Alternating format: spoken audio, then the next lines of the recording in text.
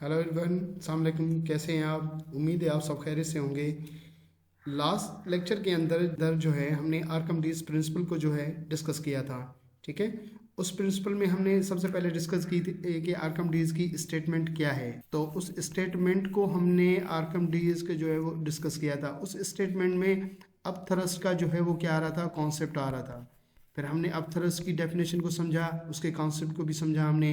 फिर उस अब थ्रस्ट की जो डेरिवेशन है, ठीक है, वो डेरिवेशन किसकी थी? वो डेरिवेशन थी एफ बी, ठीक है, या एफ थ्रस्ट फोर्स बराबर किसके थी? रो वी वॉल्यूम ऑफ लिक्विड और जी की। इसकी इस फार्मूले की जो है वो पूरी की पूरी डेरिवेशन हमने सॉल्व की थी। ठीक है, अब आज के इस लेक्चर में इस फोर्स को हम कहते हैं कि ये बॉइंट फोर्स है। ठीक है, तो अब थ्रस्ट फोर्स और बॉइंट फोर्स जो है या बॉइंसी जो है वो एक ही बात है, वो सेम कॉन्सेप्ट है। ठीक है, तो आज के इस जो है लेक्चर के अंदर जो है हम इस बॉइंसी को या बॉइंट फोर्स को जो है हम डिस्कस करेंगे, इस फार्मूले को हम डिस्कस करेंगे। फिर जो है इसी बॉइंसी को जो है हम लिक्विड में भी डिस्कस करेंगे कि लिक्विड में किस तरह का बिहेवियर है, और फिर गैसेस में भी किस तरह का बिहेवियर है वो हम चेक करेंगे। उसके बाद हम लॉ ऑफ फ्लोटेशन को भी डिस्कस करेंगे। ये जो लॉ ऑफ फ्लोटेशन है ये एक स्पेशल केस है आर्किमिडीज प्रिंसिपल का। ठीक है, तो इसको हम डिस्कस करेंगे। इसके साथ साथ हम जो है एक इम्पॉर्टेंट कॉन्सेप्ट है कि नीडल जो है वो पानी के अंदर डूब जाती है, लेकिन बड़े बड़े शिप्स क्यों नहीं डूबते। तो आज इस क्वेश्चन के भी का आंसर भी जो है हम यहाँ पे डिस्कस करेंगे। तो हमारे साथ रहिएगा। मैं हूँ शकील अहमद जरवार। तो आइए चलते हैं, आज के इस लेक्चर को हम स्टार्ट करते हैं। सबसे पहले आर्किमिडीज प्रिंसिपल और बायोंसी को हम डिस्कस करते हैं। बायोंसी क्या है? Buoyancy or buoyant force. It can be defined as it is upward force exerted by fluid on immerse object. ये अपवर्ड फोर्स है जो कि फ्लूइड की तरफ से लगेगी एक ऑब्जेक्ट पर। वो ऑब्जेक्ट किस में हो? वो फ्लूइड के अंदर इमर्ज हो। लेट सपोज कि ये ऑब्जेक्ट इस फ्लूइड के अंदर, इस लिक्विड के अंदर क्या है? इमर्ज है। तो इस ऑब्जेक्ट पर अपवर्ड डायरेक्शन में जो फोर्स लगेगी, ठीक है, ये फोर्स जो है आपके पास क्या है? पॉइंट फोर्स है। ठीक है, और ये फोर्स अगेंस्ट द ग्रेविटी लगेगी, ग्रेविटी के अपोजिट में लगेगी। और यही फोर्स जो है इनेबल करेगी ऑब्जेक्ट को कि वो फ्लोट करेगा या फिर वो क्या करेगा? सिंक करेगा। ठीक है, तो ये एक बॉइंट फोर्स जो है एक अपवर्ड फोर्स है जो कि फ्लूइड की तरफ से लगती है ऑब्जेक्ट पर, कोई भी ऑब्जेक्ट जो कि उस फ्लूइड के अंदर रखा हुआ हो। तो ये डेफिनेशन थी बॉइंट फोर्स की। इस फोर्स को थ्रस्ट फोर्स भी कहते हैं, जिससे कि हमने लास्ट लेक्चर के अंदर हमने इसको डिस्कस किया था। ये फोर्स जो है प्रेशर डिफरेंस की वजह से अराइज होती है। ठीक है, क्योंकि जो ऑब्जेक्ट पानी के अंदर हम रखते हैं वो ऑब्जेक्ट जो है वो क्या करेगा? पानी को डिस्प्लेस करेगा, और उस फ्लूइड, डिस्प्लेस फ्लूइड की वजह से जो है प्रेशर में क्या आएगा? फर्क आएगा। तो जो प्रेशर में फर्क आएगा उसकी वजह से जो है यहाँ पे ये बाउंड फोर्स क्या कर अराइज होगी। अंडरस्टैंड? अब ये आर्किमिडीज प्रिंसिपल के मुताबिक हम इस बाउंड फोर्स को कैलकुलेट करेंगे, लेकिन इसका मैग्नीट्यूड क्या है? वो बराबर किसके हैं? वो बराबर है ऑब्जेक्ट जो कि फ्लूइड को डिस्प्लेस करेगा उस फ्लूइड के वेट के बराबर है ये बाउंड फोर्स। ठीक है, अब इसको फिगर के जरिए हम देखते हैं कि लेट्स सपोज हमने ये ऑब्जेक्ट जो है इस स्प्रिंग की सिस्टम की हेल्प से हमने क्या किया है? इस वाटर के अंदर हमने इमर्स किया। जैसे ही हमने वाटर के अंदर इसके ऊपर इमर्स किया तो इसके ऊपर जो है अपवर्ड डायरेक्शन में बॉइंट फोर्स लगेगी फ्लूइड की तरफ से। ठीक है, लेकिन जैसे ही पानी के अंदर हमने, लिक्विड के अंदर हमने इस ऑब्जेक्ट को इमर्स किया तो इस ऑब्जेक्ट ने वाटर को अपने नीचे से क्या किया? डिस्प्लेस किया। जो वाटर इसने डिस्प्लेस किया हम कहते हैं कि ये कैन ओवरफ्लो है। तो वो ओवरफ्लो जो है, जो वाटर डिस्प्लेस होगा वो इसके ज़रिए जो है इस बीकर में आएगा, इस छोटे बीकर में आएगा। अब ये वो फ्लूइड है, ये वो लिक्विड है जो कि इस ऑब्जेक्ट ने, ठीक है, डिस्प्लेस किया है। ओके, तो जो ऑब्जेक्ट ने इस वाटर को डिस्प्लेस किया है इसका वेट जो है वो वेट कितना है? बाउंड फोर्स जो भी लगेगी वो बाउंड फोर्स लगेगी वो किसके बराबर होगी? वो इसके वेट के बराबर होगी। किसका वेट? ये इस डिस्प्लेस्ड फ्लूइड का जो कि इस ऑब्जेक्ट ने किया। ओके, तो बाउंड फोर्स आर्किमिडीज प्रिंसिपल के मुताबिक उसका मैग्नीट्यूड किसके बराबर होगा? Wait of the displaced fluid by the object के। ठीक, तो हम उसको यूं लिखें कि बाउंड फोर्स बराबर किसके? Wait of the displaced fluid के। ये बाउंड फ्लूइड एफ बी, और जो फ्लूइड डिस्प्लेस होगा जो जैसे कि यहाँ पर, ठीक, वो किसके बराबर है आपके पास? एम जी के बराबर है। अब इस m को हम इस फ्लूइड की डेंसिटी से हम मालूम करेंगे, तो रो बराबर किसके, मास पर यूनिट वॉल्यूम के, वॉल्यूम इधर आ जाएगा, रो के साथ मल्टीप्लाई होगा, तो रो मल्टीप्लाई v बराबर किसके होगा, m के। तो इस मास को हम रखेंगे इस जगह पे, तो हमारे पास पॉइंट फोर्स इसके बराबर हो जाएगी rho v l multiply by g. V l क्या है, वॉल्यूम ऑफ द लिक्विड। कौन सा वॉल्यूम, किस लिक्विड का वॉल्यूम, उस लिक्विड का वॉल्यूम जो कि इस ऑब्जेक्ट के रखने से जो है वो डिस्प्लेस हुआ है। तो जो डिस्प्लेस हुआ है लिक्विड, उस डिस्प्लेस जो है लिक्विड का जो वॉल्यूम है वो आपके पास वी एल है। तो ये एक छोटा सा वे था मैंने इसको, लेकिन इसकी एक बड़ी डेरिवेशन है जो कि हमने आर्किमिडीज प्रिंसिपल की जो पहले जो वीडियो हमने डिस्कस की थी उसके अंदर इसकी डेरिवेशन मौजूद है। ठीक है, तो बाउंड फोर्स अब किसके बराबर है, एक तो density of the fluid, okay, उसके बाद क्या है, volume of the displaced fluid, और उसके बाद मल्टीप्लाई किसके साथ है, एक्सेलरेशन ड्यू टू ग्रेविटी। तो ये पॉइंट फोर्स है जो कि बराबर है density of the fluid multiply volume of the fluid displaced fluid और multiply by acceleration due to gravity है। तो बाउंड फोर्स आई होप कि आपको समझ में आ गई होगी। इन समराइज हम ये कहें कि बाउंड फोर्स को हम थ्रस्ट फोर्स भी कहते हैं। ठीक है, ये आप जहन में रखिएगा कि ये बाउंड फोर्स जो है ये वही आपके पास जो है थ्रस्ट फोर्स सेम है। ठीक है, इसमें कोई ज़्यादा फर्क नहीं है। तो बाउंड फोर्स कैसे फाइंड आउट करते हैं, बाउंड फोर्स हम फाइंड आउट करते हैं जो लिक्विड डिस्प्लेस होगा उस डिस्प्लेस लिक्विड के जो है वो वेट के बराबर होगा। ठीक है, तो जितना लिक्विड डिस्प्लेस होगा उतनी जो है उसके ऑब्जेक्ट पर क्या होगी, बाउंड फोर्स एक्ट करेगी। ठीक, और ये बराबर किसके है बाउंड फोर्स, ये बराबर है इसके कि multiplication of density of fluid, volume of displaced fluid और एक्सेलरेशन ड्यू टू ग्रेविटी। तो आगे हम चलते हैं कि ये बाउंड फोर्स जो है लिक्विड में क्या है, या फिर दूसरे लफ्ज़ों में हम यूँ कहें कि आर्किमिडीज प्रिंसिपल लिक्विड में किस तरह से है, इसको हम यहाँ पे डिस्कस करेंगे। अगर ऑब्जेक्ट का जो है वो वेट उस बाउंड फोर्स से ग्रेटर है, ठीक है, ऑब्जेक्ट का वेट, लेट सपोज कि हम कहते हैं कि यहाँ पर जो है एक बीकर है और इसके अंदर पानी मौजूद है। ठीक है, अगर हमने यहाँ पे इसके अंदर कोई एक ऑब्जेक्ट हम रखना चाह रहे हैं, ठीक, और उस ऑब्जेक्ट का जो वेट है वो वेट जो है जो अपवर्ड डायरेक्शन में बाउंड फोर्स एक्ट करेगी उससे ज़्यादा है, तो क्या होगा कि ये जो है वो इसके अंदर सिंक कर जाएगा, डूब जाएगा। तो मतलब अगर इसका वेट ज़्यादा है और बाउंड फोर्स जो लग रही है अपवर्ड डायरेक्शन में वो कम लग रही है, तो ये ऑब्जेक्ट जो है इस फ्लूइड के अंदर डूब जाएगा, सिंक कर जाएगा। अब एक सवाल है कि भाई ये बाउंड फोर्स इसके वेट से कम क्यों और कब होगी। इसका जवाब ये है कि जब हम इस ऑब्जेक्ट को इस वाटर के अंदर, इस लिक्विड के अंदर हम डालेंगे तो इसके वॉल्यूम जितना ही जो है वो फ्लूइड क्या होगा, यहाँ से डिस्प्लेस होगा। फॉर एग्जांपल हम जो वॉल्यूम डिस्प्लेस हो रहा है, जो फ्लूइड डिस्प्लेस हो रहा है, उस फ्लूइड का जो वॉल्यूम है और इसका वॉल्यूम जो है वो दोनों बराबर हैं, लिक्विड, ठीक, और इस ऑब्जेक्ट का वॉल्यूम दोनों बराबर हैं। जितना इसका वॉल्यूम होगा, ऑब्जेक्ट का वॉल्यूम होगा, उतनी जो है ये क्या करेगा, वॉल्यूम के बराबर उतने ही सेम वॉल्यूम जितना ये लिक्विड को क्या करेगा, डिस्प्लेस करेगा। लेकिन जो लिक्विड का जो वॉल्यूम है इसका वेट जो है वो क्या होगा, लिक्विड का वो कम होगा किसके साथ, इस ऑब्जेक्ट के वेट के। जब ऑब्जेक्ट का वेट ज़्यादा होगा और जो लिक्विड डिस्प्लेस हुआ है उसका वेट जो है वो कम होगा, तो ऑब्वियसली जो बाउंड फोर्स लगेगी वो बाउंड फोर्स क्या लगेगी, वो वेट से क्या लगेगी, कम लगेगी। तो इस वजह से जो है वो क्या होगा, ये ऑब्जेक्ट इसके अंदर क्या कर जाएगा, डूब जाएगा। यही वजह है कि आपके पास एक सुई जो है वो पानी के अंदर क्या कर जाती है, डूब जाती है। ओके, क्योंकि ये जो सुई है, ये सुई के पार्टिकल एक दूसरे से जो है बहुत ज़्यादा क्लोज हैं, डेंस हैं। ठीक है, अब सुई का जितना वॉल्यूम है उस वॉल्यूम, ठीक है, ये नीडल का वॉल्यूम है और उसके बराबर वॉल्यूम जितना ये सुई क्या करेगी, लिक्विड को डिस्प्लेस करेगी। लेकिन जो वॉल्यूम लिक्विड डिस्प्लेस होगा वो वॉल्यूम जो है कम वेट को लेगा, किससे, इस सुई के वेट से। तो सुई का वेट जो है वो क्या होगा, ज़्यादा होगा इस नीडल का, किससे, जितना ये लिक्विड इसने डिस्प्लेस किया उसके वेट से सुई का वेट जो है वो क्या हो गया, ज़्यादा होगा। इस वजह से ये सुई जो है वो क्या हो जाती है, पानी के अंदर डूब जाती है। Okay, because the volume which contain by object displace same volume of water, जो वॉल्यूम ऑब्जेक्ट कंटेन करेगा उतनी वॉल्यूम जितना ये क्या करेगा, वाटर को डिस्प्लेस करेगा।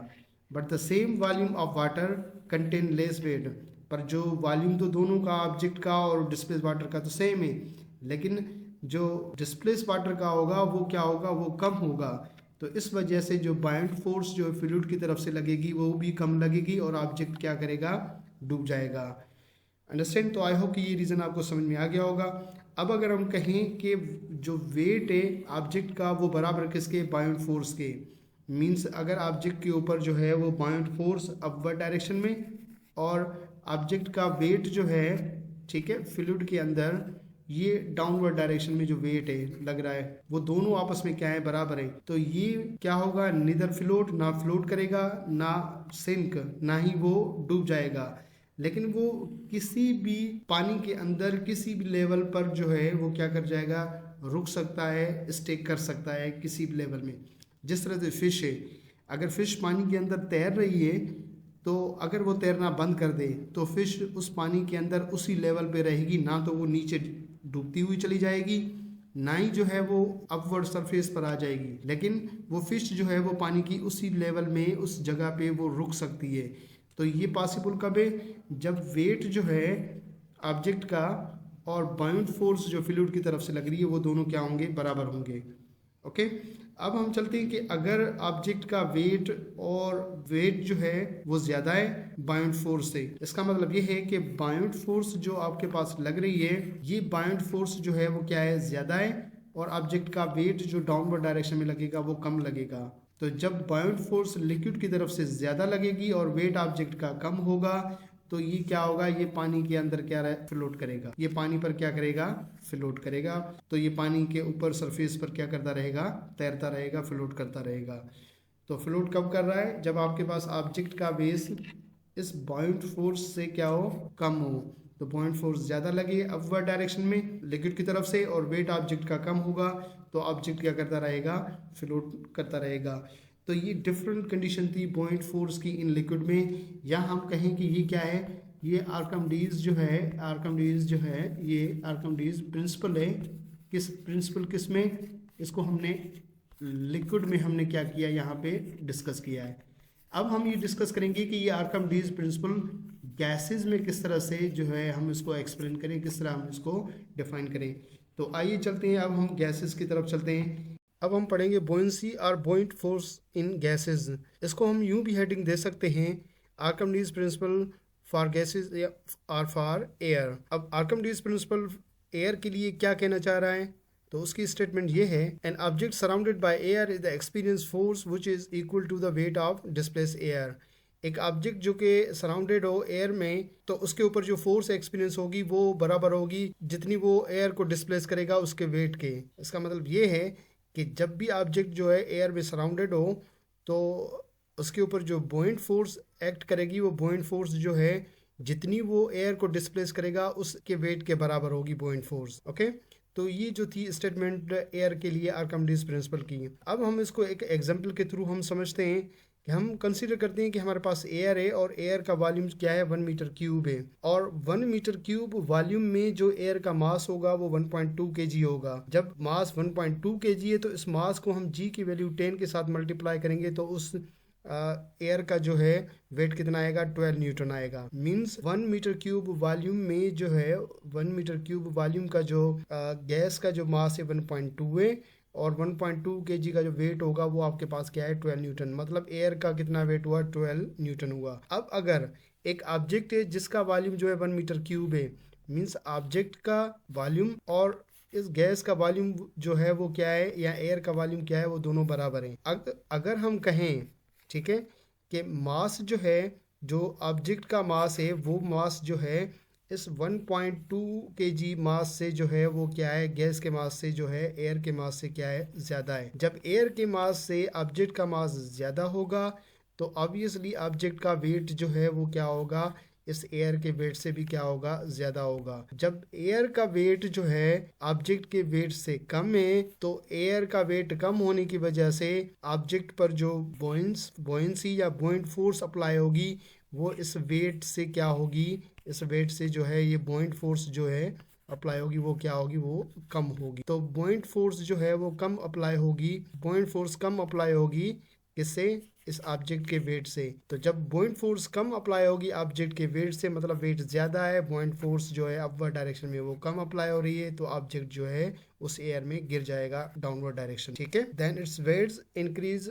Bye weight of the air, then it falls down in air, तो वो एयर में गिर जाएगा। अब अगर कहें कि ऑब्जेक्ट है जिसका वॉल्यूम जो है, एक दूसरा ऑब्जेक्ट है जिसका वॉल्यूम जो है वो इस गैस या एयर के वॉल्यूम के बराबर है, मींस दोनों का वॉल्यूम जो है 1 मीटर क्यूब है। लेकिन अगर जिस ऑब्जेक्ट का जो है वॉल्यूम एयर के वॉल्यूम के बराबर है, लेकिन उस ऑब्जेक्ट का मास जो है वो क्या है, जो हम कहते हैं लेस देन है, किससे? इस गैस के मास से। मतलब गैस का मास कितना है? 1.2 kg। इससे जो है ऑब्जेक्ट का जो है वो मास जो है वो कम है। वॉल्यूम दोनों के बराबर है, लेकिन उस वॉल्यूम में ऑब्जेक्ट का मास जो है वो इस गैस के मास से भी क्या है, वो कम है। तो जब मास कम है ऑब्जेक्ट का, तो ऑब्जेक्ट का वेट भी इस गैस के वेट से क्या होगा, कम होगा। जब गैस का वेट जो है वो ज़्यादा है, एयर का वेट ज़्यादा है, तो ये बाउंड फोर्स जो है वो अप्लाई होगी, वो वेट से क्या होगी, वो भी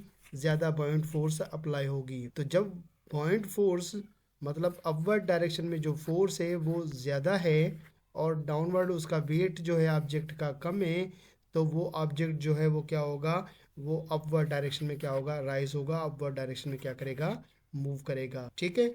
और अगर एक और केस लेते हैं जिसमें हम कहें कि ऑब्जेक्ट का वॉल्यूम और गैस का वॉल्यूम जो है वो दोनों का बराबर है, एयर का वॉल्यूम, लेकिन हम कहते हैं कि दोनों के मासेस भी जो है वो बराबर हैं। तो ऑब्जेक्ट का मास और गैस का मास कितना है, 1.2 kg है, तो इसके बराबर है। जब दोनों के जो है हम कहते हैं कि मासेस बराबर होंगे, तो वेट भी जो है वो दोनों के जो है वो क्या होंगे, बराबर होंगे। जब वेट बराबर हो रहा है किसके, ऑब्जेक्ट के वेट के, तो बाउंड फोर्स जो अप्लाई होगी वो भी बराबर हो जाएगी किसके, इसके वेट के। मतलब अपवर्ड डायरेक्शन में जो बाउंड फोर्स अप्लाई होगी ऑब्जेक्ट पर और डाउनवर्ड डायरेक्शन में जो वेट होगा, ये दोनों आपस में क्या होंगे, बराबर होंगे। तो उस सूरत में ऑब्जेक्ट ना तो अपवर्ड जाएगा ना डाउनवर्ड डायरेक्शन गिरेगा, ये एक ही लेवल पे क्या करता रहेगा, रुका रहेगा। ठीक। तो ये डिफरेंट जो है वो हम डिफरेंट पॉसिबिलिटीज़ को हमने डिस्कस किया है कि किस केस में जो है आपके पास बॉयंट फोर्स ज़्यादा होगी और किस केस में बॉयंट फोर्स क्या होगी,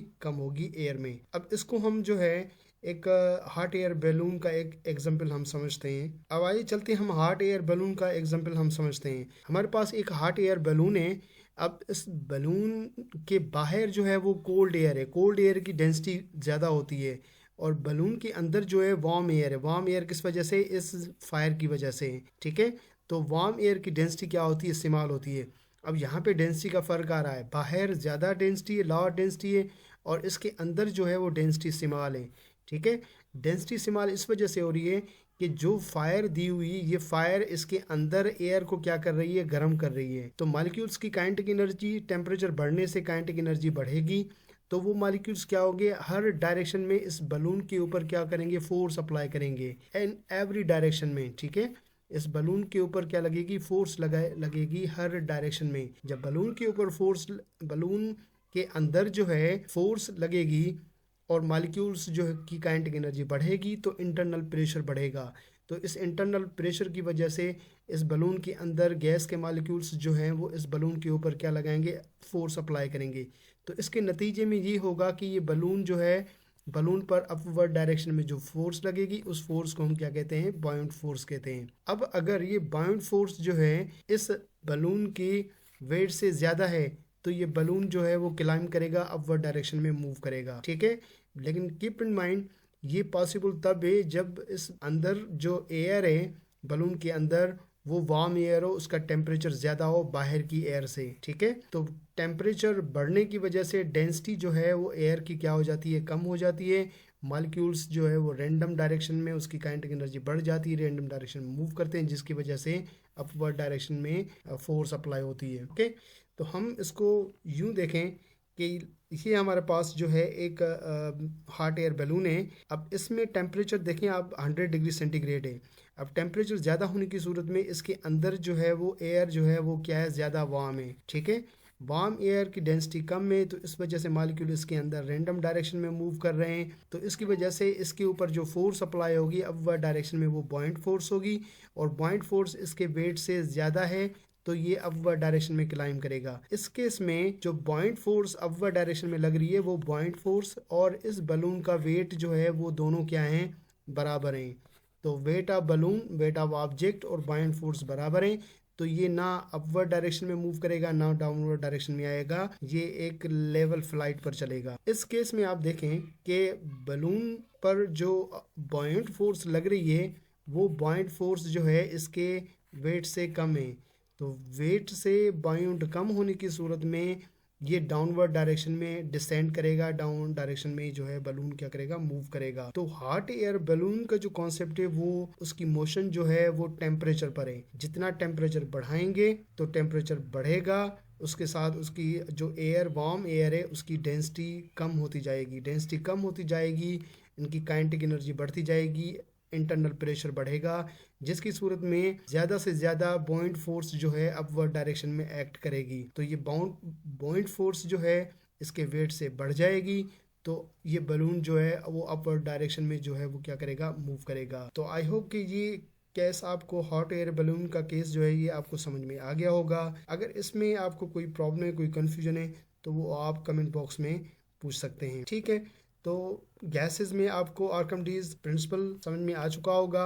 वेरी सिंपल है कि ऑब्जेक्ट के ऊपर जो बॉइंट फोर्स अप्लाई होगी वो अप्लाई किस वजह से होगी, वो बराबर उसकी होगी जितनी ये एयर क्या करेगा, डिस्प्लेस करेगा अपने सराउंडिंग में। तो सराउंडिंग में जितनी एयर डिस्प्लेस होगी उतनी इस पर जो है वो बॉइंट फोर्स अप्लाई होगी। ये बॉइंट फोर्स हॉट एयर बैलून के केस में वो डिपेंड करती है जो बलून के अंदर जो एयर है वो एयर कितनी गर्म है। अगर ज़्यादा गर्म होगी तो बॉइंट फोर्स ज़्यादा अप्लाई होगी, अगर ये एयर कम गर्म है तो बॉइंट फोर्स भी जो है वो क्या होगी, कम जो है इस बलून को प्रोवाइड होगी। ओके, तो आई होप कि ये केस आपको अच्छे से समझ में आ गया होगा। अब आगे हम चलेंगे लॉ ऑफ फ्लोटेशन पर, कि फ्लोटेशन का लॉ क्या है, और जो फ्लोटेशन का जो लॉ है वो भी आर्किमिडीज ने दिया था। तो उस फ्लोटेशन के लॉ की क्या स्टेटमेंट है, तो आगे हम उसको डिस्कस करेंगे। लॉ ऑफ फ्लोटेशन जो है ये एक जो है आर्किमिडीज प्रिंसिपल का भी एक पार्ट है, यूं कहेंगे ये उसका स्पेशल केस है। लॉ ऑफ फ्लोटेशन में क्या है, लॉ ऑफ फ्लोटेशन की हम स्टेटमेंट यूं डिस्कस करें, अ floating objects displace a weight of fluid equal to its own weight। एक फ्लोटिंग ऑब्जेक्ट है वो जो है फ्लूइड को जो डिस्प्लेस करेगा उस फ्लूइड का वेट उसके अपने वेट के बराबर होगा। मतलब अगर हम कहें कि ये लेट्स सपोज ये बॉल है और ये पानी के अंदर क्या कर रहा है, फ्लोट कर रहा है, तो पानी की तरफ से जो फोर्स अप्लाई होगी, बाउंड फोर्स जो अप्लाई होगी, वो बाउंड फोर्स जो है वो किसके बराबर होगी, वो उसके बराबर होगी जितना ये इसने जो है वो फ्लूइड को क्या किया है, डिस्प्लेस किया है, तो इस फ्लूइड के जो है वो वेट के बराबर होगी। ठीक है, तो जितना ये फ्लूइड डिस्प्लेस करेगा, लेकिन ये फ्लूइड का जो वेट होगा वो इस ऑब्जेक्ट के अपने वेट के बराबर होगा। तो मतलब ये कि जो फ्लूइड का वेट होगा जो कि डिस्प्लेस होगा वो क्या होगा, वो ऑब्जेक्ट का अपने वेट के बराबर आना चाहिए, तभी वो ऑब्जेक्ट क्या करेगा, फ्लोट करेगा। ठीक, तो इसकी जो दूसरी स्टेटमेंट हम यूं भी डिस्कस करें कि व्हेन एन ऑब्जेक्ट फ्लोट्स, जब एक ऑब्जेक्ट फ्लोट्स करता है तो amount of liquid displace by the object, जो कि लिक्विड का अमाउंट ऑब्जेक्ट क्या करेगा, डिस्प्लेस करेगा, वो अमाउंट किसके बराबर होगा, is equal to the amount of object that is submerge. वो अमाउंट जो है वो बराबर होगा ऑब्जेक्ट के उस अमाउंट के बराबर होगा जो कि अमाउंट उस पानी के अंदर मौजूद है। मतलब अगर हम यूं कहें कि अगर जो है ये बीकर है, ठीक है, इसके अंदर पानी मौजूद है, अगर एक ऑब्जेक्ट फ्लोट कर रहा है, ठीक है, ऑब्जेक्ट क्या कर रहा है, फ्लोट कर रहा है, तो ऑब्जेक्ट का ये वाला हिस्सा जो है वो किसके अंदर, पानी के अंदर मौजूद है। ठीक, तो इतने हिस्से जितना जो है वो क्या करेगा, फ्लूइड को डिस्प्लेस करेगा। मतलब जितना ऑब्जेक्ट पानी के अंदर होगा उतने ही जो है, उतना पार्ट जो है वो क्या करेगा, फ्लूइड को डिस्प्लेस करेगा। ठीक है, तो ये भी एक किस्म की जो है स्टेटमेंट है लॉ ऑफ फ्लोटेशन की। लॉ ऑफ फ्लोटेशन, जितना ऑब्जेक्ट पानी के अंदर हम जो है उसको डालेंगे उतनी जो है वो ऑब्जेक्ट के ऊपर जो है वो क्या करेगी, बाउंड फोर्स अप्लाई होगी। अब अगर हम यूं कहें कि हमारे पास एक बॉल है, ठीक है, इस बॉल को जो है हम क्या करते हैं, हम पुश करते हैं डाउनवर्ड डायरेक्शन में, जो है हम एक्स्ट्रा फोर्स अप्लाई करते हैं। तो जब हम इसके ऊपर एक्स्ट्रा फोर्स हम अप्लाई करेंगे तो जितना ऑब्जेक्ट का हिस्सा जो है वो अंदर इस पानी के अंदर जाएगा उतना ही ये क्या करेगा, पानी को क्या करेगा, डिस्प्लेस करेगा। ठीक है। ये जो सेकंड स्टेटमेंट हमने डिस्कस की थी, पहले ऑब्जेक्ट का इस बॉल का ये वाला हिस्सा जो है वो क्या है, पानी के अंदर है, तो इतना ही वो क्या कर रहा है, लिक्विड को डिस्प्लेस कर रहा है। लेकिन हमने ज़्यादा इसके ऊपर हमने फोर्स अप्लाई की, तो ये बॉल का ज़्यादा हिस्सा जो है वो पानी के अंदर गया, तो ज़्यादा इसने जो है वो उस पानी को क्या किया है, डिस्प्लेस किया है। तो जितना ऑब्जेक्ट ये पानी के अंदर जाएगा उतना ही जो है वो क्या होगा, वो पानी को बाहर डिस्प्लेस करेगा। यही इस सेकंड स्टेटमेंट का जो है मकसद है कि अगर ऑब्जेक्ट जो पानी के अंदर जितना हिस्सा उसके पानी के अंदर सबमर्ज हो रहा है, ठीक है, डूब रहा है, जितना हिस्सा ऑब्जेक्ट का पानी के अंदर सबमर्ज होगा उतना ही वो पानी को क्या करेगा, बाहर डिस्प्लेस करेगा। जैसे कि हम कहें कि अगर एक आपके पास क्या है कि एक वुड का जो है एक ब्लॉक है, और वो ब्लॉक क्या कर रहा है, displace an amount of water equal to its weight. अब ये इसकी लेवल ये है, यहाँ से लेकर यहाँ तक लेवल है, और ये पानी के अंदर वो वुड का हिस्सा है। जितना इस वुड का हिस्सा पानी के अंदर है उतना ही क्या करेगा, वो वाटर को जो है वो क्या करेगा, डिस्प्लेस करेगा अकॉर्डिंग टू इस सेकेंड स्टेटमेंट के। तो हम यूं कहें कि जो लॉ ऑफ फ्लोटेशन हमें ये कहना चाह रहा है कि जो ऑब्जेक्ट जो है पानी के अंदर सबमर्ज है, ठीक है, जितना ऑब्जेक्ट पानी के अंदर सबमर्ज है तो वो अपने वेट के बराबर उतना ही पानी जो है वो क्या करेगा, वो बाहर डिस्प्लेस करेगा।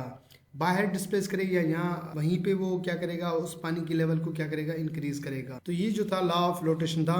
Law of flotation and Archimedes principal में फर्क ये है, आर्किमिडीज प्रिंसिपल में उसकी स्टेटमेंट ये थी कि एक ऑब्जेक्ट को जब आप पानी के अंदर जो है वो इमर्ज करोगे तो उस पानी के ऊपर अपवर्ड डायरेक्शन में फोर्स अप्लाई होगी, ठीक है, वो फोर्स उसके बराबर होगी जितना उसने जो है फ्लूइड को डिस्प्लेस किया, उस फ्लूइड के वेट के बराबर उसके अपवर्ड डायरेक्शन में फोर्स अप्लाई होगी। लेकिन लॉ ऑफ फ्लोटेशन क्या कहना चाह रहा है, लॉ ऑफ फ्लोटेशन ये कहना चाह रहा है कि ऑब्जेक्ट जो फ्लूइड डिस्प्लेस करेगा उस फ्लूइड का वेट उस बॉडी के वेट के बराबर होगा। तो आप फर्क महसूस करें, इसमें बॉडी का जो है अपनी वेट को जो है वो स्टेटमेंट में आ रहा है, बॉडी का अपना जो वेट है वो भी स्टेटमेंट में आ रहा है, लेकिन जो है आर्किमिडीज प्रिंसिपल के अंदर उस बॉडी के अपने वेट का कोई जिक्र नहीं था। सिर्फ जिक्र ये था कि ऑब्जेक्ट के ऊपर अपवर्ड डायरेक्शन में बाउंड फोर्स अप्लाई होगी या थ्रस्ट फोर्स अप्लाई होगी, उस फोर्स का मैग्नीट्यूड वो किसके बराबर होगा, जितना वो फ्लूइड को डिस्प्लेस करेगा उसके बराबर होगा।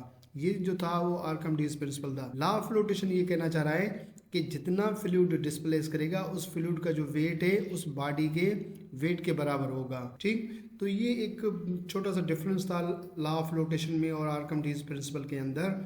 तो आई होप कि ये आपको समझ में आ गया होगा। लॉ ऑफ फ्लोटेशन का बहुत बड़ा रोल है इन शिप्स को जो है वो बनाने में। शिप जो है जितना शिप का वेट होगा उतनी उसके ऊपर जो है वो क्या बाउंड फोर्स लगनी चाहिए। अगर बाउंड फोर्स उस शिप के वेट के बराबर नहीं लग रही तो वहां पे जो है वो हम कहते हैं कि वहां पे इक्विलिब्रियम नहीं आएगी, या तो वो शिप डूब जाएगी, ठीक है। कैसे डूबेगी, वो इस तरह डूबेगी कि बाउंड फोर्स कम लगेगी फ्लूइड की तरफ से और उस शिप का वेट क्या होगा, ज्यादा होगा, तो वहाँ पे वो जो है वो क्या होगी, आपके पास वो शिप डूब जाएगी। लेकिन हम शिप को बनाते हैं उसकी शेप के हिसाब से कि ज़्यादा से ज़्यादा उसके ऊपर बाउंड फोर्स अप्लाई हो। तो आई होप कि आपको लॉ ऑफ फ्लोटेशन समझ में आ गया होगा, और लॉ ऑफ फ्लोटेशन में एंड आर्किमिडीज प्रिंसिपल में क्या फ़र्क था, ये फ़र्क भी आपको समझ में आ गया होगा। अगर इसमें किसी भी किस्म की कोई आपको कन्फ्यूजन है तो आप पूछ सकते हैं। अपना बहुत सारा ख्याल रखिएगा। हमारे YouTube चैनल को आप सब्सक्राइब करें, लाइक भी कीजिएगा और अपने दोस्तों के साथ शेयर भी कीजिएगा। Thank you very much. अल्लाह हाफिज़।